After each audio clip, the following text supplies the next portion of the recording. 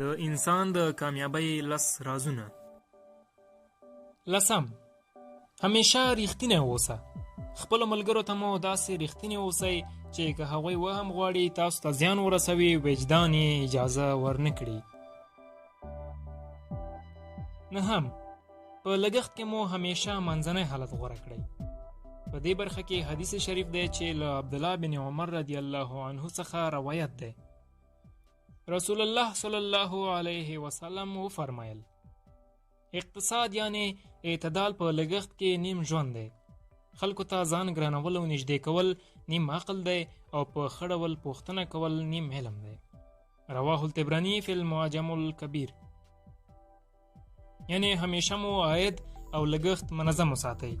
له اضافي لګښتونو څخه چې شرعاً ورته اسراف وایي او ناروا عمل دی، ترڅنګ یې د فقر لامل هم کیږي. ځان وساتئ او خپله ترڅنګ یې د کورنۍ او ټولنې د کامیابۍ لپاره قدم پورته کړئ.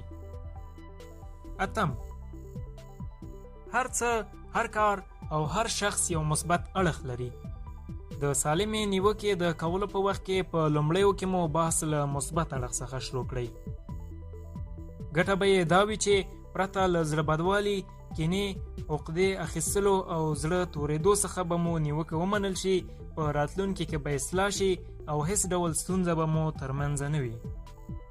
خو که چیرې په هر څه نیوکه کوئ او مثبت اړخ نه سنجوئ، په ټولنه کې به همیش منفور او په چارو کې به مو له ناکامۍ سره مخ یاست.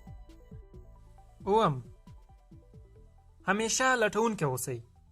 هیڅکله د هغه څه له لټولو څخه مه ناهیلي کیږئ چې پیدا کول ستونزمن خو ناشوني نه وي. ناهیلي او ناکامي دوه نشلیدونکي او ډېرې ژورې اړیکې لرونکي کلمې دي. کیدای شي تاسو هغه معقوله اورېدلې وي چې لټونکی موندونکی دی. همیشه په خپل فکر کې وساتئ او ځان پرې د بري تر سرحده ورسوئ.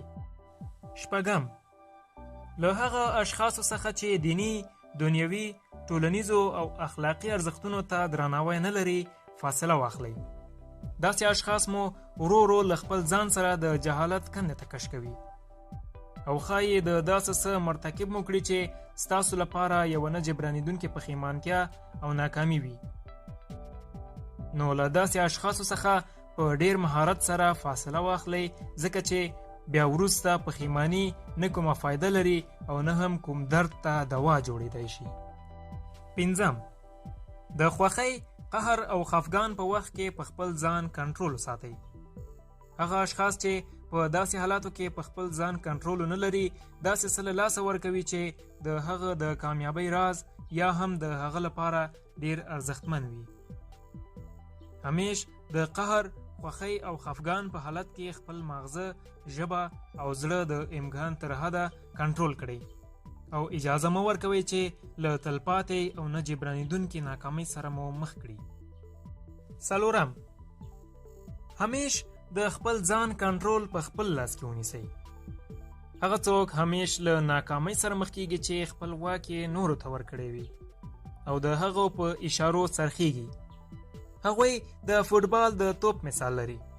هر څوک یې د خپل ځان په نفع کاروي او شخص ته هیڅ ګټه هم په لاس نه راځي. نو که غواړئ په خپلو چارو کې له ناکامۍ سره مخ نشئ، خپل ځان مو په خپله کنټرول کړئ او د بل چا په اشارو مه څرخیږئ. 3 مه پرېږدئ چې ویره مو همیشه محدود وساتي. هغه اشخاص چې په خپلو کارونو کې له نورو ویره لري، همیشه له نورو وروسته پاتې کیږي.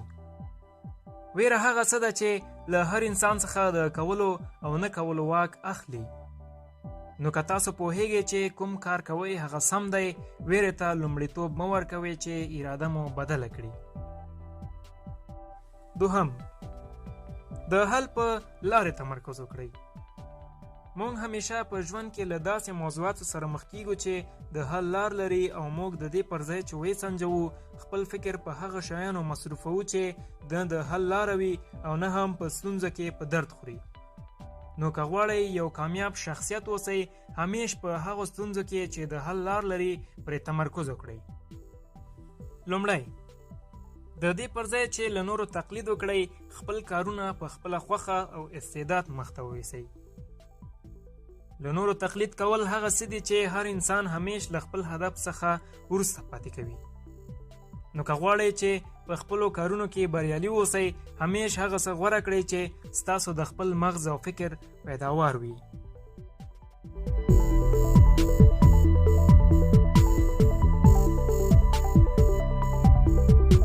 درنو کتونکو، که غواړئ له دیني، اجتماعي، تکنالوژیکي، ادبي او نورو ډول ډول جالبو او حیرانونکو ویډیوګانو څخه خوند واخلئ، نو د دې لپاره د مهربانۍ له مخې زموږ چینل سبسکرایب او ترڅنګ یې د زنګ نښان ته فشار ورکړئ.